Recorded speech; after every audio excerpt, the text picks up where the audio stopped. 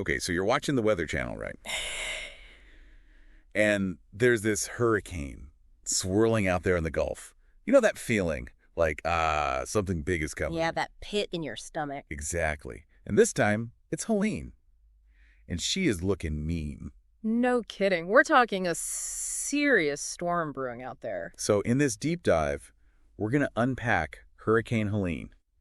Where's it heading? How bad could it be? What kind of lasting damage are we talking about? Yeah, we'll dive into all that and more. We've got to start with the latest on Helene's path. She's a Cat 4 now, and those models are showing a real possibility of a direct hit on either Louisiana or Mississippi. Yeah, and what's really got my attention is how quickly this thing has intensified. Remember Harvey a few years back? Just blew up overnight. Oh, man. Don't remind me. People may see this thing offshore and think, oh, it's fine, we've got time. But that's how you get caught off guard. Now's the time to get those go bags ready, know your evacuation route, all that stuff. No kidding. And it sounds like officials are taking it seriously, too. I mean, mandatory evacuations are already underway in parts of both states. And with good reason. We're potentially talking about devastating winds here. But honestly, the real danger, storm surge. Ah, yeah. Wall of water. Exactly. A wall of water could be several feet high, and it just barrels inland. You can't outrun that. So when they issue those evacuation orders, you've got to listen. Absolutely. And speaking of listening to those warnings, I mean, it makes you think about the economic impact here, too.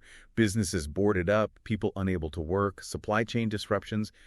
What kind of long-term economic damage could a storm like Helene inflict? Well, even when the storm passes, the problems don't just magically disappear. We're talking about weeks, months, even years for some folks to recover.